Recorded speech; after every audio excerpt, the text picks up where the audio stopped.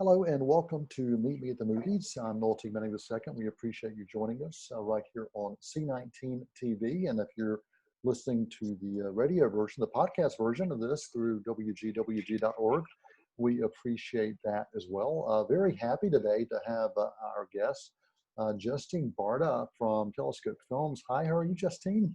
I'm doing very well. How are you?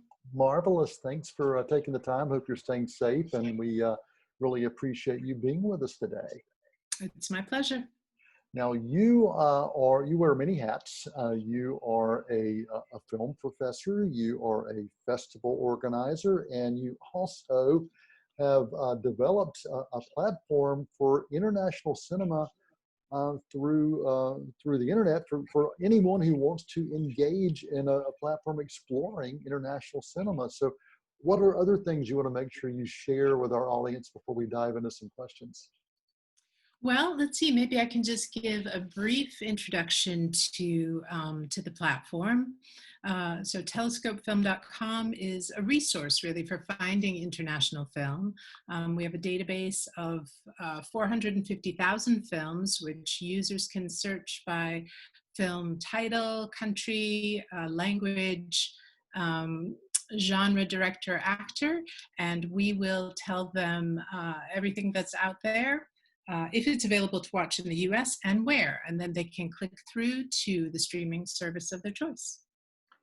And the idea for this, where did that come from? Because it is pretty fascinating. When you sent me the email that really kind of saying, hey, here's what we've got, I was pretty blown away about what you had. Oh, thank you. That's nice to hear, actually.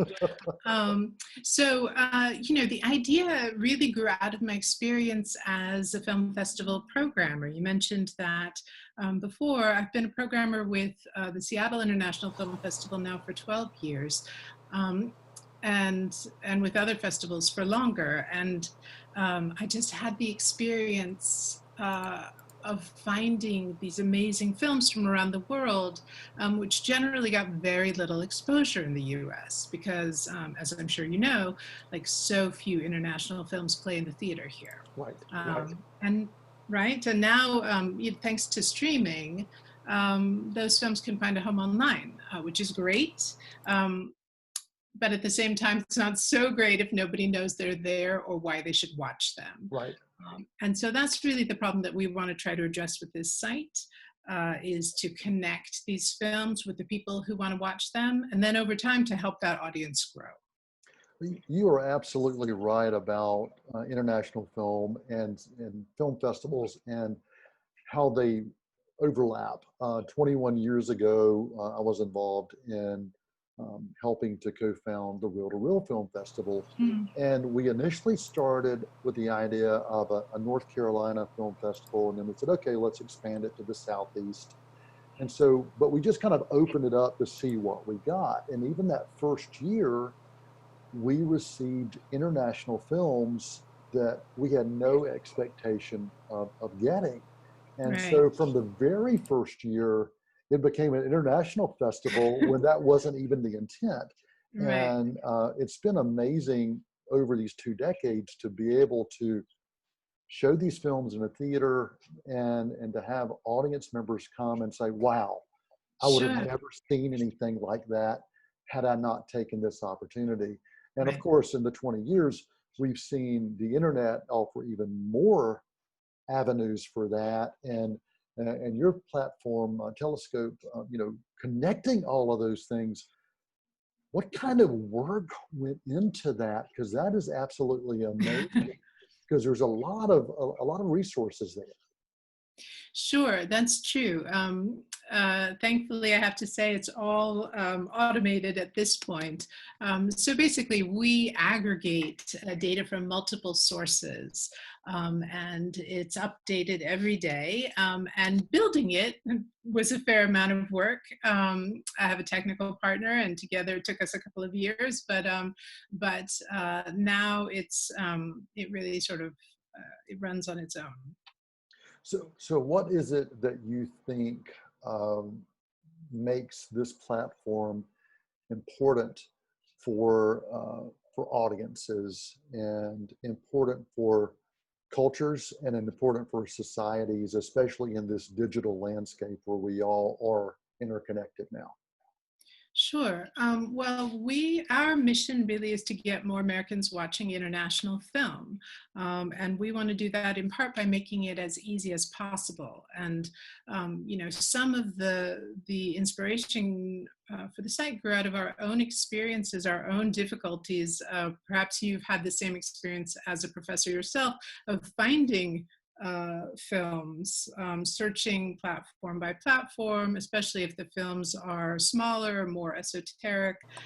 We found that on any platform or streaming service that serves both American film and international, that the American film dominates and the international content is generally sidelined to some degree. And so we wanted to create a platform where really the international content is the content. Right. And as you have watched so many international films throughout the years, what are the things that you feel are similarities that we see? Say that, and this is maybe a question that if we have someone who has never watched anything other than their own native language, why should they engage? What would be a reason for them to engage in international films that's a different language? That's such a good question. And I think there are many reasons to watch international film. And the first one really has to do with numbers, with volume. The vast majority of films made each year in the world, 90% of them are made outside the US. Yeah.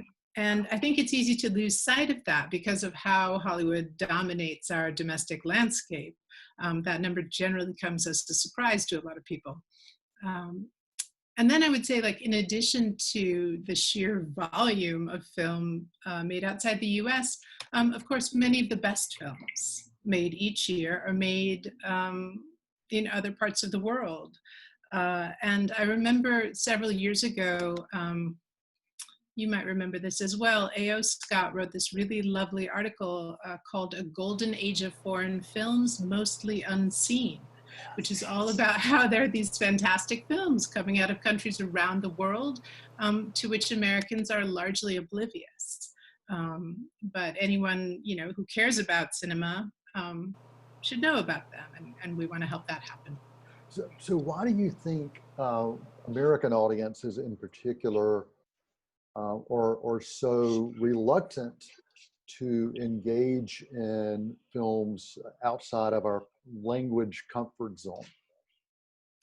Well, I think a lot of it does have to do with the dominance of Hollywood, and that for a lot of Americans, movies equal American movies.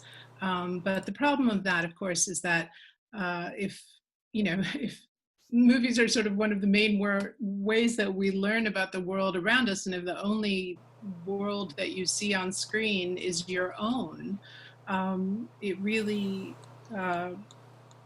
curtails your understanding of what lies beyond our borders. Right. Yeah, we find ourselves within that filter bubble or that echo chamber, even with the things that we engage from an entertainment standpoint as well. Yeah, very much so. Very Yeah. much so. Several years ago, there was an independent filmmaker out of North Carolina. His name was Earl Owensby, Mm. and he was really the one who started the North Carolina film industry.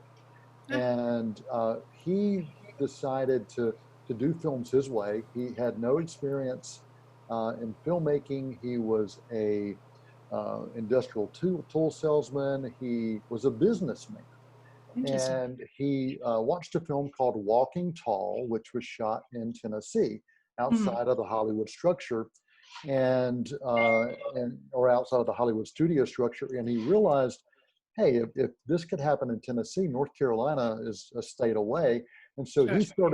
he had the idea to create a studio that was an old school, almost a a golden age factory where it was truly a movie factory, where you would shoot a project, do another one, and have the same kind of crew in and out, the same actors in and out.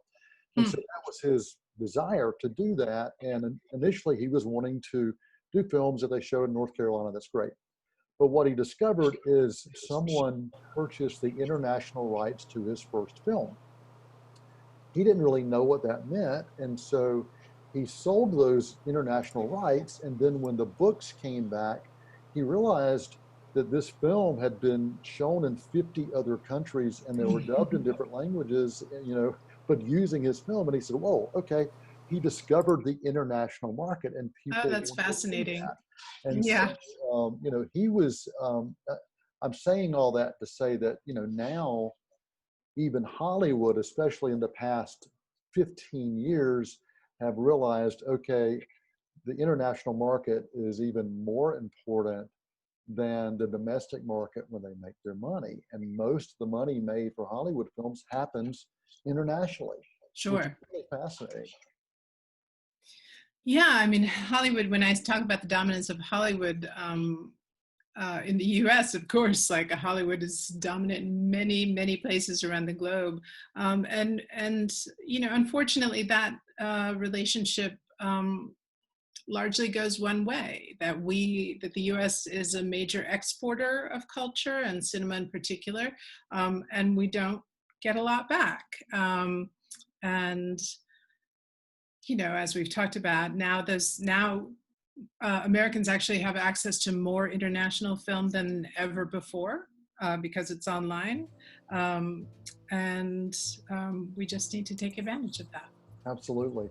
So, what with telescope film? What are some of uh, the feedback you've been getting with this platform and this avenue that people can explore what's out there? What's some of the comments that you're getting and some of the engagement that you're getting as well?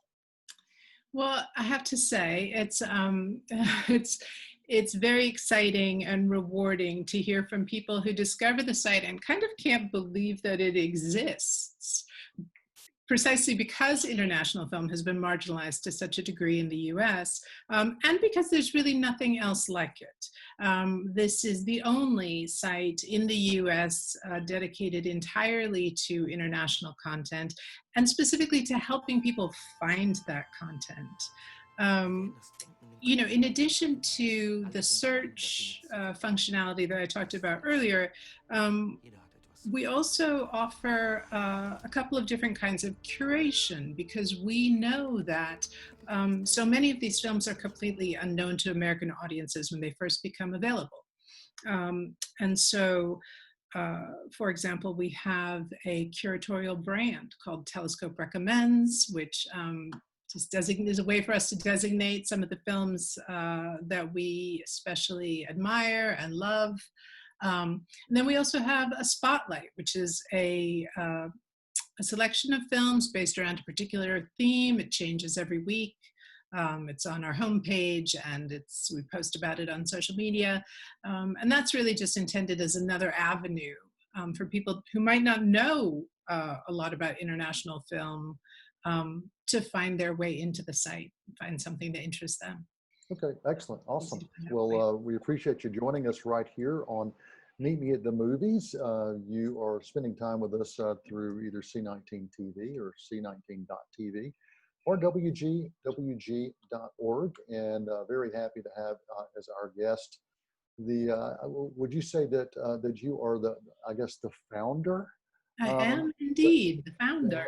Yeah, the founder of Justine Barda, founder of Telescope Film, and it's a great place to explore international cinema. And if you haven't had a chance to check out that website, I will give you that website address. It is telescopefilm.com.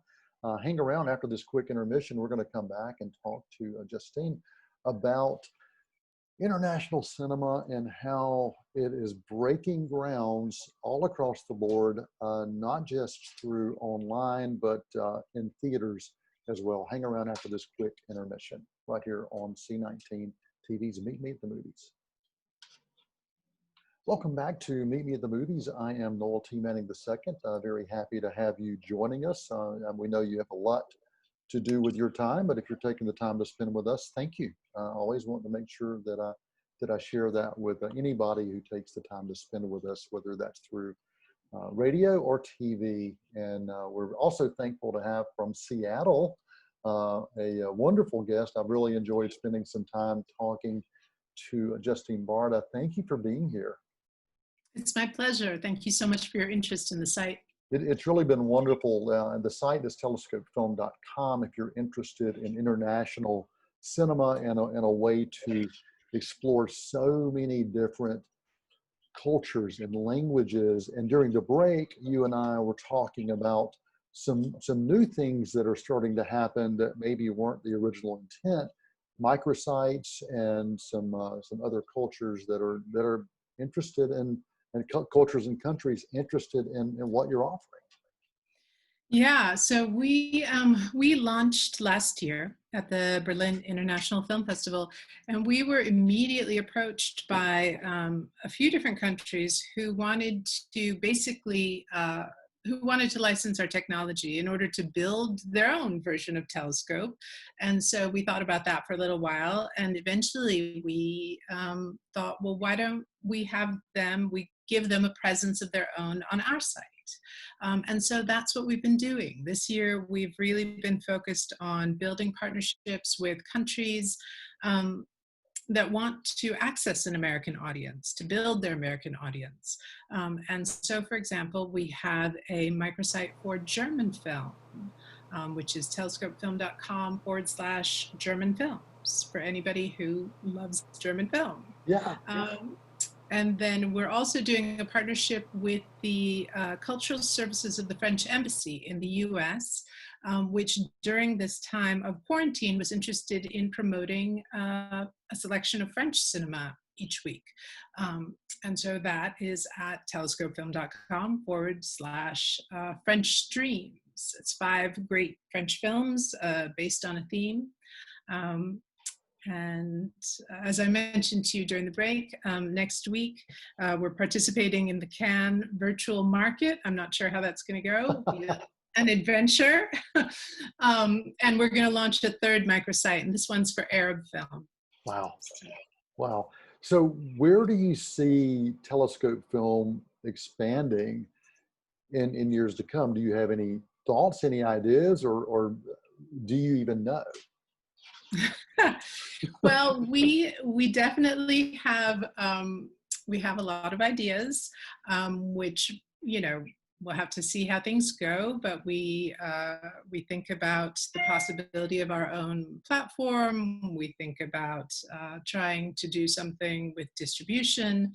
But I have to say, we also feel like it seems very clear to us that we have our work cut out for us here, and that while we consider the possibility of expanding globally at some point, that we feel like there's a particular challenge with the US. It's a huge market, of course, and it's a very desirable market, but it's also one that has been notoriously challenging for international content for a long time.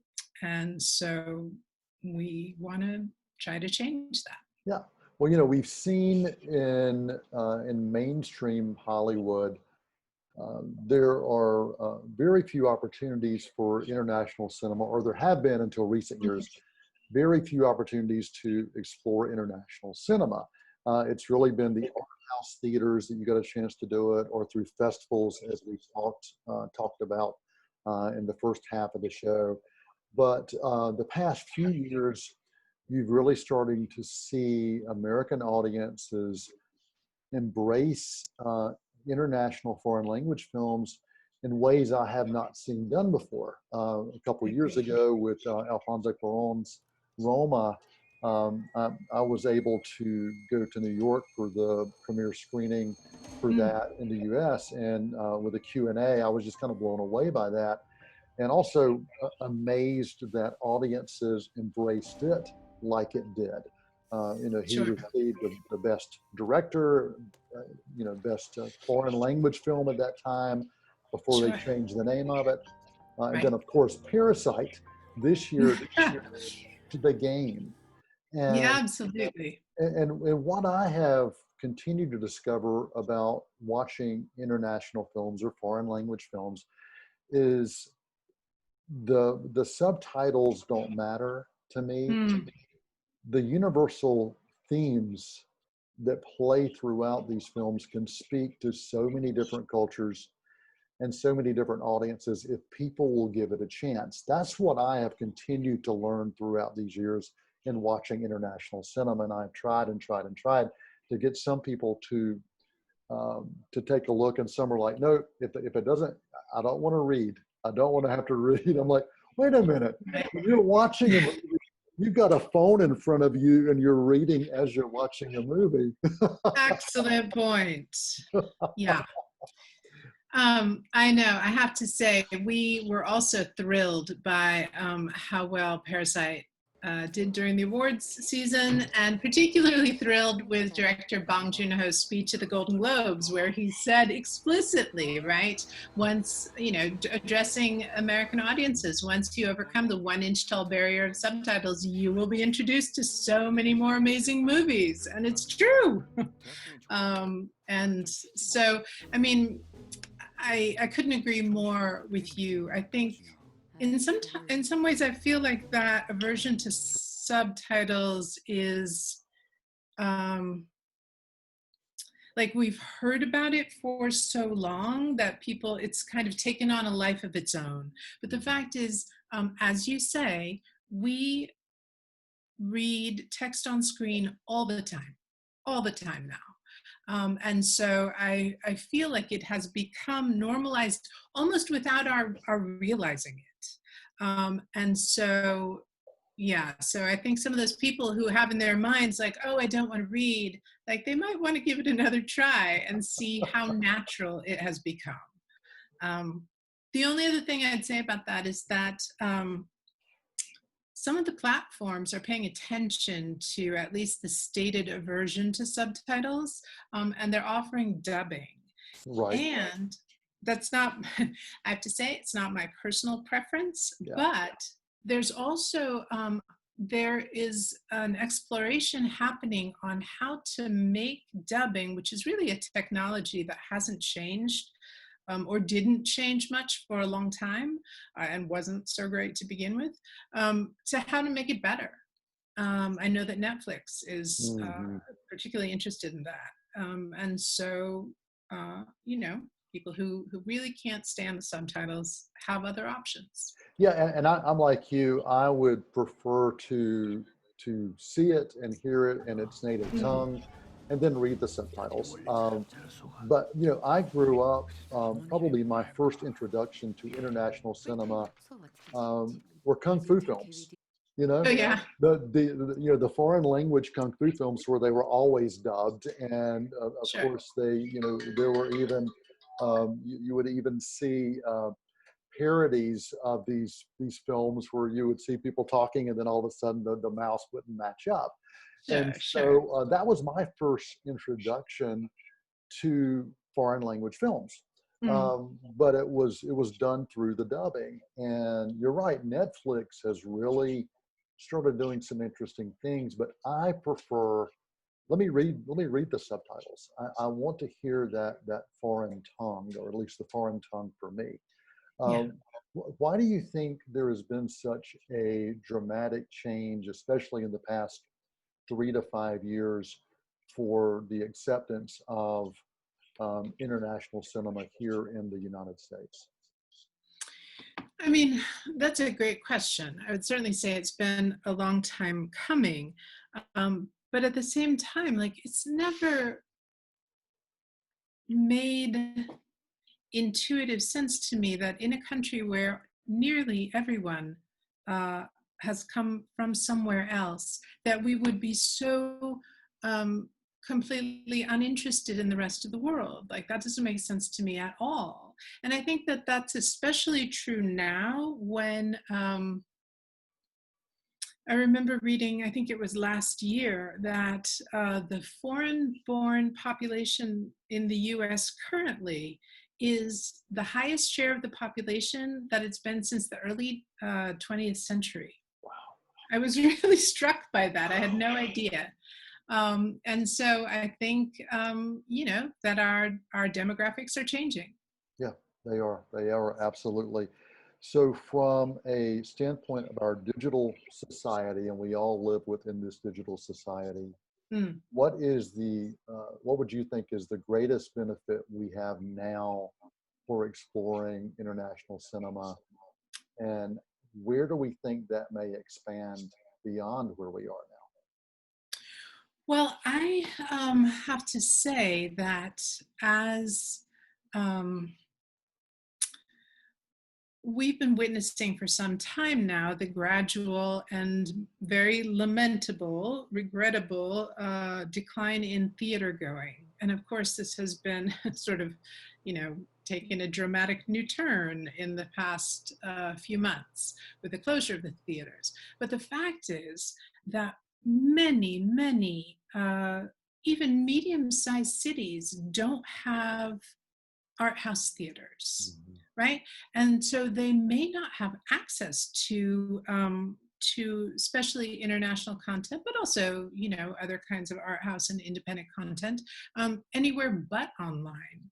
Yeah. And so I have one of the things that's been particularly encouraging to me about Telescope is that we are building audience not just in the big cities where people, under normal circumstances do have other options about where they see foreign content, but we're building audiences in places where we may be the only option.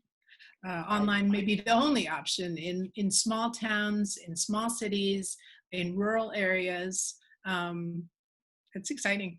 Yeah, it really is. Justine Barda, our guest right here on Meet Me at the Movies, talking about international cinema and also Telescope Film. It's an amazing site if you want to browse the options of international cinema. Check this out, telescopefilm.com. Any final thoughts, final words, final comments that you want to make sure you share with our audience? Um, I mean, I would just say that, we were talking earlier about why watch international film. And in addition to the fact that there are so many films and so many of them are great, I would also say that film is kind of unique as a medium in allowing people to travel around the world, right? And that's something that's become even more important now when actual travel is almost impossible. It's taken on an entirely new significance. And so, film is a way to connect with the rest of the world at a time when that's both more difficult and also feeling really important. Excellent. Well, thank you so much for spending time with us, and the website again where people can check out this site. Telescopefilm.com. Awesome, Justine Barda. Thank you for being with us right here on Maybe the Movies, and thanks for taking the time today. No, thank you so much. It was really a pleasure. You can email us at info@c19.tv if you have questions, comments, or just want to tell us what we're doing wrong. We will accept all of that. And again, thanks for listening and watching. Meet Me in the Movies. Until next time, I'm Noel T. Manning II, and that is a wrap.